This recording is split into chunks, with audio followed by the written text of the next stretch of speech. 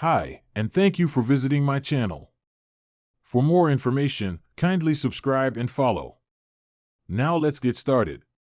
Jacob Fatu and a former Universal Champion got involved in a match on SmackDown. As a result, Aldis restarted the match. LA Knight has been feuding with Jacob Fatu since the latter became the #1 contender by defeating Braun Strowman on the April 4 episode of SmackDown. However, Knight has also had to deal with Tama Tonga and Solo Sikoa for the past few weeks. Hence Louisiana Knight took Tama Tonga out of the picture by assaulting him in the parking lot tonight. He was then set to face Solo Sikoa in a singles match. Before the match could begin, Knight got on the mic and said that he had fallen victim to Solo and his crew due to the numbers advantage. Hence, he took out Tama Tonga earlier and would take out Solo to face Jacob Fatu at WrestleMania without any interference. During the match, Jacob interfered, causing a DQ. Braun Strowman then came out to level the playing field. Hence, Aldis was forced to restart the match as a tag team contest. This was in Knight's favor as he picked up the win over Solo Sikoa. It will be interesting to see if LA Knight will be able to retain his title at WrestleMania 41. It was meant to be a straightforward main event on WWE SmackDown, a one-on-one clash between LA Knight and Solo Sikoa in what was billed as a high-stakes bout that could determine future title contention. But as with anything involving the bloodline in recent months, nothing stayed straightforward for long.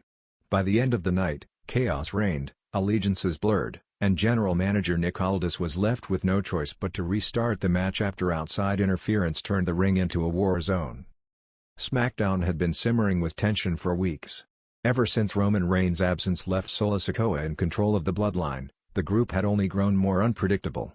Jacob Fatu's monstrous debut further tipped the scales of power, making the new iteration of the bloodline look more dangerous than ever.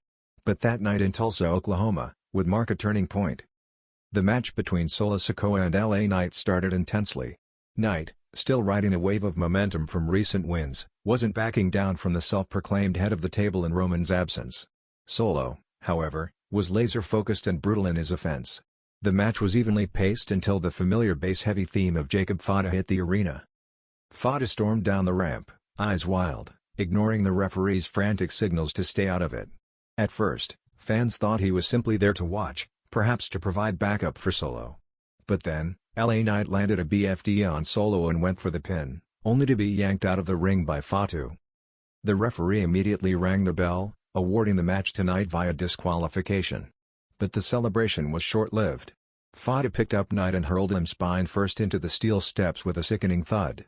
The crowd booed loudly, but Fatu didn't care.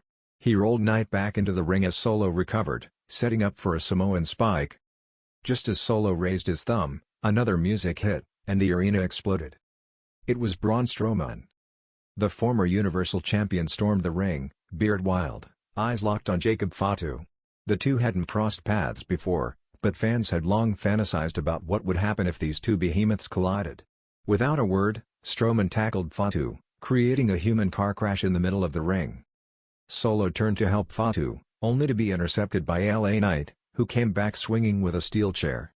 The chaos unfolded in mere seconds. Bodies flew, referees scrambled, and security tried to restore order. But it was clear, this wasn't just interference. This was a declaration of war.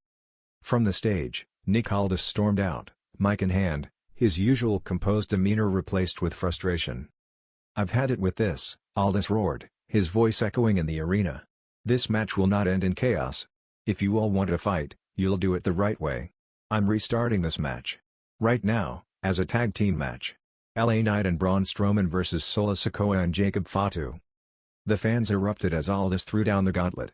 A referee slid into the ring, calling for the bell, and just like that, the main event was reborn. The tag match restarted at a blistering pace. Knight and Strowman showed unexpected chemistry, tagging in and out with fluidity. Strowman flattened Solo with a shoulder tackle that sent the enforcer rolling out of the ring.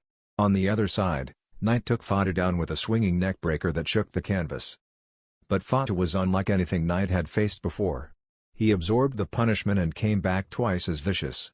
At one point, Fatu caught Knight midair and transitioned into a pop-up Samoan drop that looked like it nearly broke Knight in half. Strowman broke the pin at 2, dragging Fatu off his partner. As the match wore on, it became clear this was more than just about titles or wins. It was about pride, dominance, and retribution. The final minutes saw all four men in the ring, chaos once again unfolding. Strowman and Fatu brawled to the outside, crashing through the barricade with a double clothesline that left them both down. Inside the ring, Solo had Knight set up for the Samoan spike, but Knight ducked, hit a low dropkick, and followed up with the BFT. 1, 2, kick out. The crowd couldn't believe it. Neither could Knight. As he staggered up, Solo used the ropes to climb to his feet, dazed but still in the fight. Then, Fatu returned. Sliding into the ring with a steel chair, he aimed for Knight, but Strowman followed, ripping the chair from his hands. A massive boot from Strowman sent Fatu tumbling over the top rope, and Knight capitalized. Second BFT. 1, 2, 3. The bell rang and the arena exploded in cheers. LA Knight and Braun Strowman had pulled off a statement victory, and the Bloodline, fractured and furious, licked their wounds outside the ring. Nick Aldis, watching from the stage, gave a nod. He knew this wasn't over, not by a long shot. But for tonight, order had been restored.